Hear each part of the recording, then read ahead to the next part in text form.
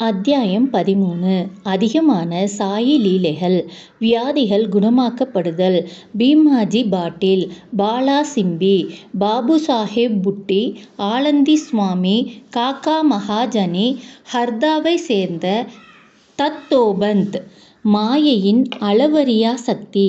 பாபாவின் மொழிகள் எப்போதும் சுருக்கமானவை, மிருதுவானவை, ஆழமானவை, பொருள் செறிந்தவை, திறமையானவை, நன்றாக சமநிலைப்படுத்தப்பட்டவர். அவர் எப்போதும் திருப்தி அடைந்தவராயிருந்தார், எதற்கும் கவலைப்படவில்லை. அவர் சொன்னார், நான் ஒரு பக்கிரியான போதும் எனக்கு வீடோ மனைவியோ இல்லாதிருப்பினும் எல்லா கவலைகளையும் விட்டொழித்து நான் ஒரே இடத்தில் வசித்தாலும் தடுக்க முடியாத மாயை என்னை அடிக்கடி துரத்துகிறது. என்னை மறந்தாலும் அவளை மறக்க முடியவில்லை. அவள் என்னை ஒருபோதும் சூழ்ந்து கொள்கிறாள். பரமாத்மாவினுடைய இந்த மாயை பிரம்மா மற்றவர்களையும் துரத்துகிறது. பின் என்னை போன்ற ஏழை பக்கிரியை பற்றி பேச என்ன இருக்கிறது? பரமாத்மாவிடம் சரண் புகுவோர் அவரது அருளால் அவளது பந்தங்களிலிருந்து விடுவிக்கப்படுபவர் ஆகிறார்கள். மாயையின் சக்தியை பற்றி இம்மொழிகளால் பாபா பேசினார். ஸ்ரீ கிருஷ்ண பரமாத்மா ஞானிகள் தமது உயிருள்ள ரூபங்கள் என்று பாகவதத்தில் உத்தவருக்கு உபதேசித்திருக்கிறார். பாபா தமது அடியவர்களின் நலனுக்காக யாது கூறியிருக்கிறார் என்பதை கவனியுங்கள்.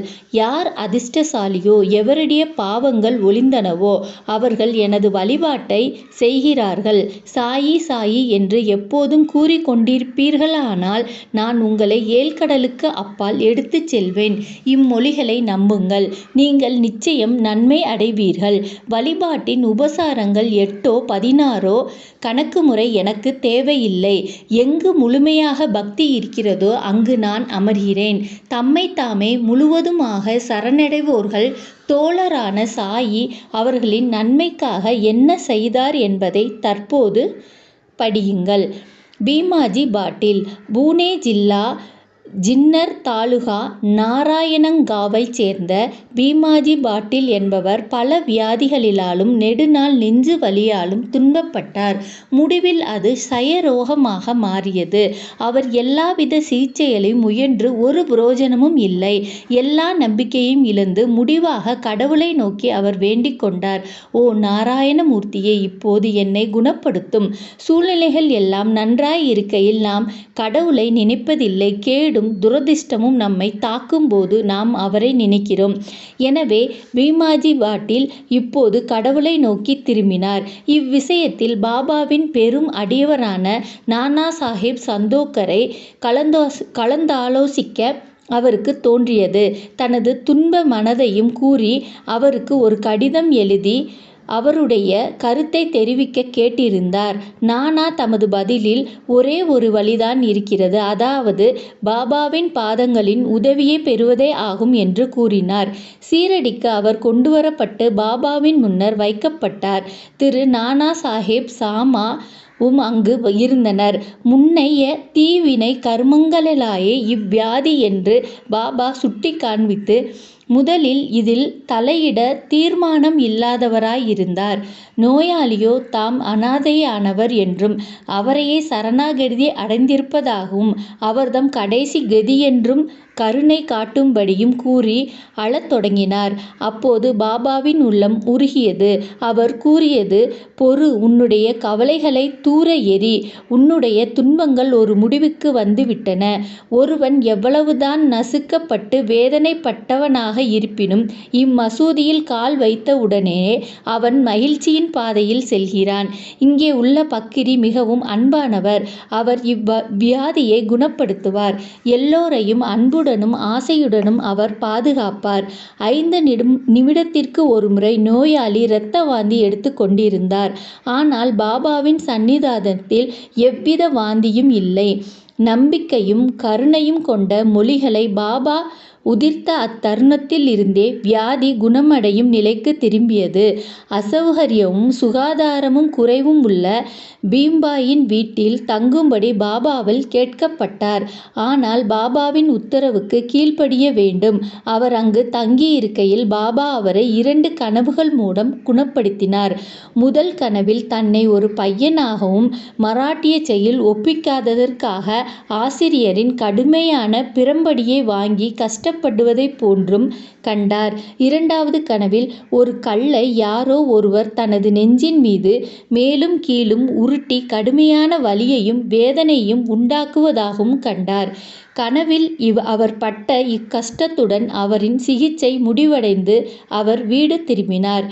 பின்னர் அடிக்கடி சீரடி வந்து பாபா தனக்கு செய்ததை நன்றியுடன் நினைத்து சாஷ்டாங்கமாக நமஸ்கரித்தார்.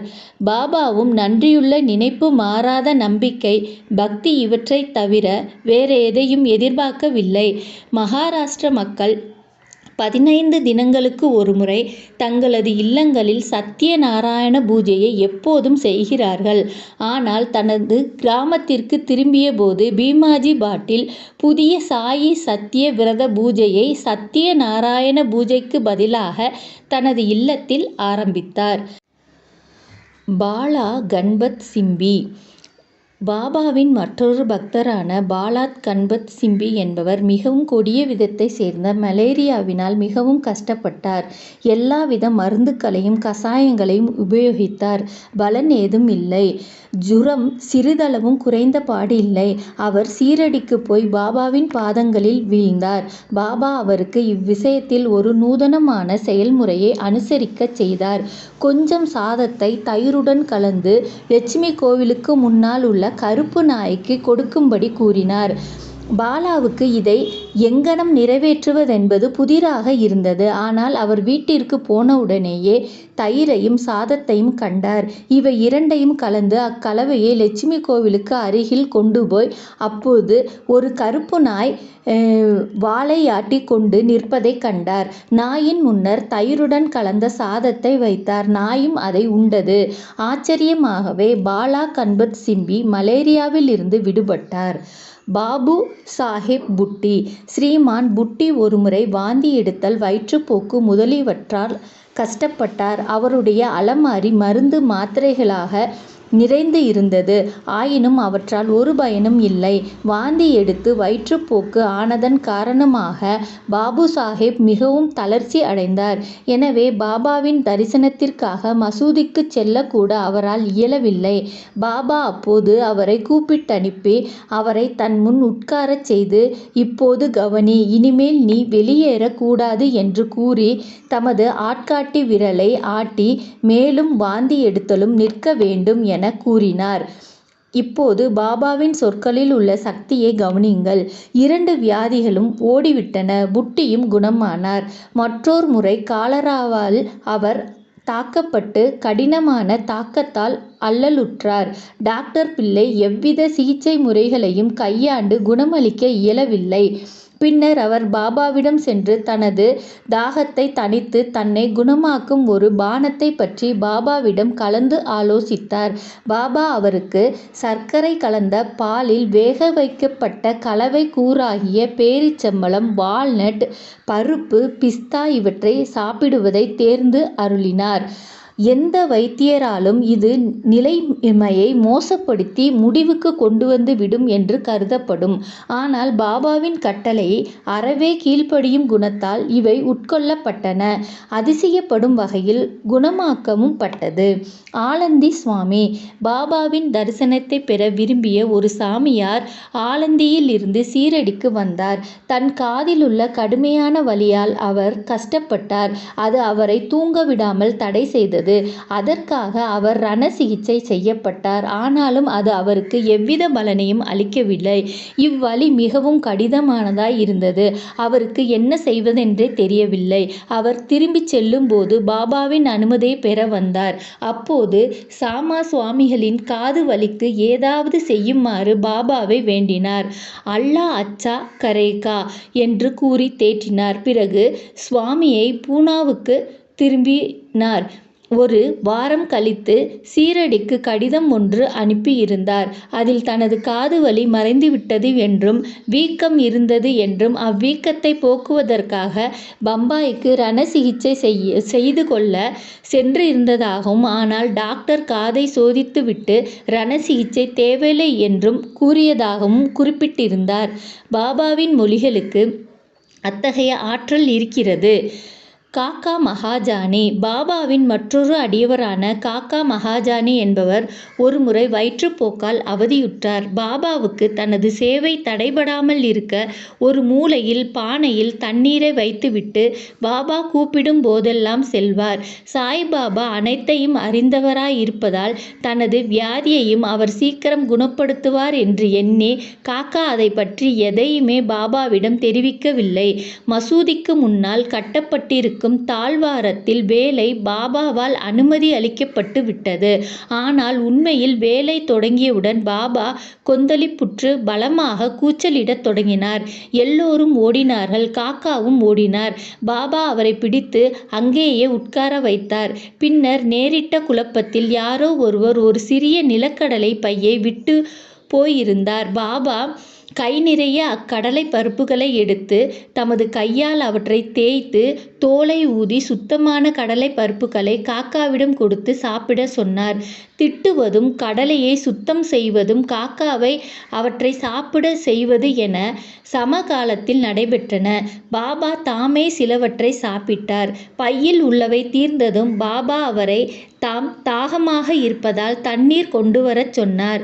கூஜா நிறைய காக்கா தண்ணீர் கொண்டு வந்தார். பின்னர் பாபா சிறிது தண்ணீர் அருந்திவிட்டு காக்காவையும் தண்ணீர் குடிக்கும்படி கூறினார். பாபா அப்போது உனது வயிற்றுப்போக்கு நின்றுவிட்டது. இனிமேல் தாழ்வாரத்தின் வேலையை கவனிக்கலாம் என்று கூறினார். இதற்கு இடையில் ஓடிப்போனவர்கள் எல்லாம் திரும்பி வந்தனர். தனது வயிற்றுப்போக்கு நின்று போனதாகவும் காக்கா திரும்பி வந்து வேலையில் கலந்து கொண்டார். நிலக்கடலையா வயிற்றுப்போக்குக்கு மருந்து? நிகழ்கால மருத்துவப்படி நிலக்கடலை வயிற்றுப்போக்கை மிகவும் அதிகரிக்கும். அதை குணப்படுத்தாது. பாபாவின் மொழிகளோ இவ்விஷயத்திலும் மற்ற விஷயங்களிலும் உள்ள உண்மையான சிகிச்சையாகும். பாபாவின் மொழியே இதற்கான மருந்து ஆகும்.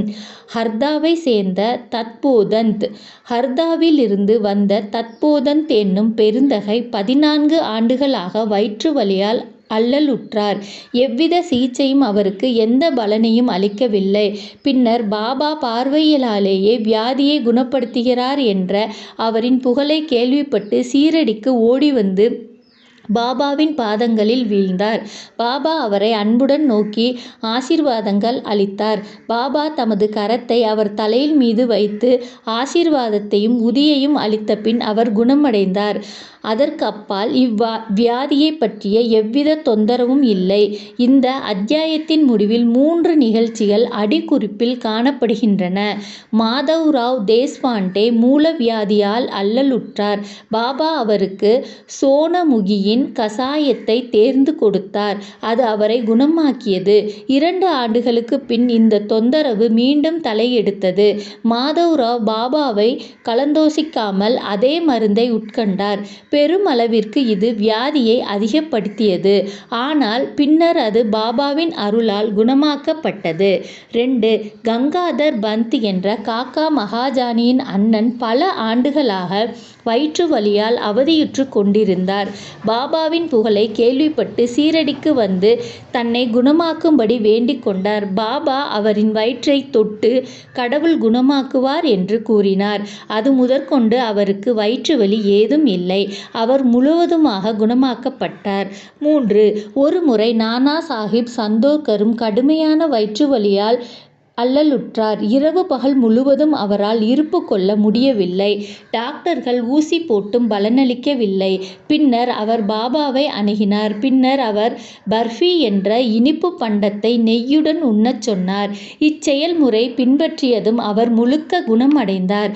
பாபாவின் சொற்களும் கருணையுமே பல்வேறு வியாதிகளை நிரந்தரமாக குணப்படுத்திய உண்மையான மருந்து என்று இக்கதைகள் நமக்கு காட்டுகின்றன. மருந்துகளோ மாத்திரைகளோ அல்ல, பாபாவின் சொற்களும் கருணையுமே குணமாக்கியது. ஸ்ரீ சாயியை பணிக. அனைவருக்கும் சாந்தி நிலவட்டும்.